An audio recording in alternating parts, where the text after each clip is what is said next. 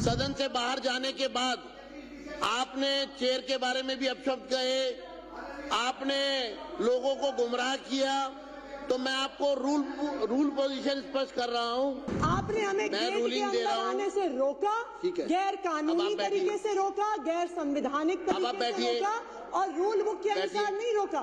साथियों, अभी विपक्ष ने जब उनको निष्कासित किया गया था, बैठिए,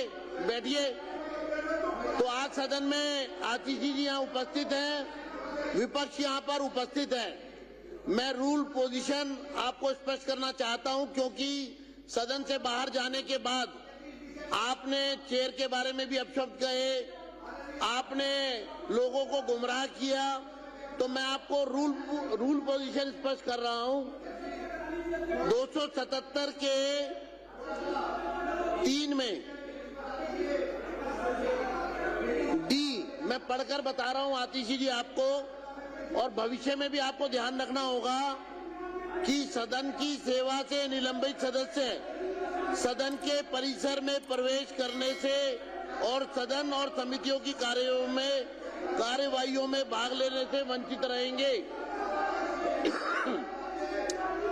आपको जो सदन के परिसर से सभी विपक्ष को बाहर किया गया था, उद्दंडता के तहत उसका अर्थ है कि परिसर से बाहर जाना, परंतु अध्यक्ष किसी निलंबित सदस्य को तदर्थ प्रार्थना किए जाने और सदन के परिसर में किसी विशेष प्रयोजन के लिए आने की अनुमति दे सकेंगे। तो इसलिए इस विषय पर अगर आपको कुछ कहना होगा तो मैं आपको समय दूंगा। दूसरा, मैं एक मिनट और स्थिति स्पष्ट कर दूं आपको। 1 मिनट आप बैठिए, पूरी स्थिति स्पष्ट कर दूं। 2 मिनट बैठिए आप, 2 मिनट बैठिए। मैं आपको, देखिए, सभी सदस्यों को मैं रूल बुक की स्थिति स्पष्ट करना चाहता हूं, क्योंकि भविष्य में सदस्य ये ना कहे कि हमको जानकारी नहीं थी। मैं फिर एक बार पढ़कर बता रहा हूं। 277 का 3D, सदन की सेवा से निलंबित सदस्य सदन के परिसर में प्रवेश करने से और सदन और समितियों की कार्यवाहियों में भाग लेने से वंचित रहेंगे, परंतु अध्यक्ष किसी निलंबित सदस्य को तदर्थ प्रार्थना किए जाने पर सदन के परिसर में किसी विशेष प्रयोजन के लिए आने की अनुमति दे सकेंगे।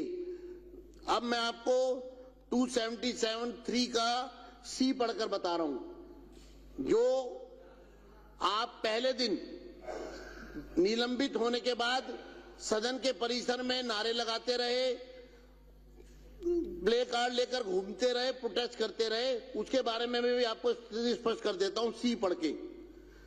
सदन द्वारा निलंबित सदस्य सदन के परिसर को तुरंत सदन के परिसर का तुरंत परित्याग करने के लिए बाध्य होंगे।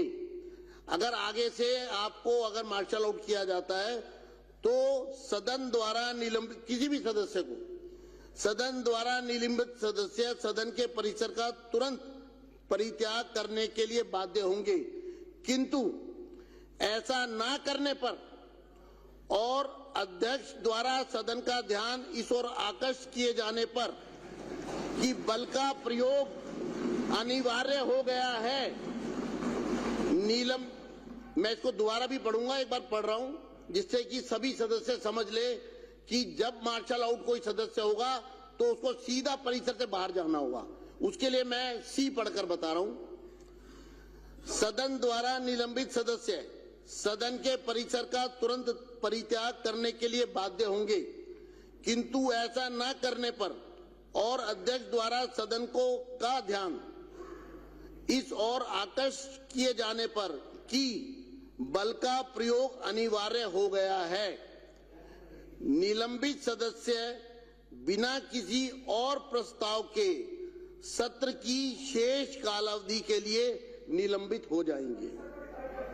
मैं इसको डिफाइन कर देता हूं, फिर डिफाइन कर देता हूं कि जो सदस्य निलंबित होने के बाद परिसर का परित्याग नहीं करेंगे और अध्यक्ष सदन को सूचित करेंगे कि उन्होंने परित्याग नहीं किया है, इसलिए बल का प्रयोग अनिवार्य हो गया है।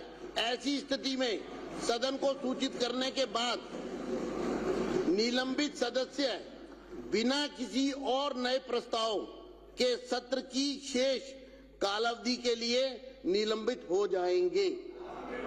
तो इसलिए मैंने ये रूल पोजीशन स्पष्ट कर दी है। अब मैं चाहता हूं इस पर आतिशी जी अपनी टिप्पणी करें।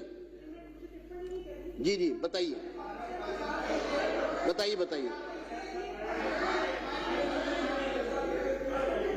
सर की एक परिभाषा है अध्यक्ष महोदय, सदन, आप पेज 3 में जो डेफिनेशंस वाला है पेज 3 पे देखिए, सदन के परिसर का तात्पर्य विधानसभा सभा कक्ष, दीर्घाएं, विधानसभा सचिवालय के नियंत्रण के कमरे, अध्यक्ष कक्ष, उपाध्यक्ष कक्ष, समिति कक्ष, विधानसभा पुस्तकालय, विधानसभा वाचनालय, पार्टियों के कमरे, विधानसभा सचिवालय के अधिकारियों के अधीनस्थ सब स्थान। तो इसमें विधानसभा परिसर के लॉन शामिल नहीं है, गांधी मूर्ति का एरिया शामिल नहीं है। अब आप रूल बुक से बात करिए। इसमें लीडर ऑफ ऑपोजिशन का कमरा शामिल नहीं है।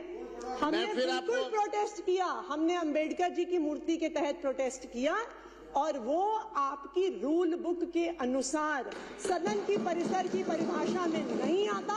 आपने हमें गेट के अंदर आने से रोका, गैर कानूनी तरीके से रोका, गैर संवैधानिक तरीके से रोका और रूल बुक के अनुसार नहीं रोका, कोई ऑर्डर नहीं पास किया। अब आप बैठिए,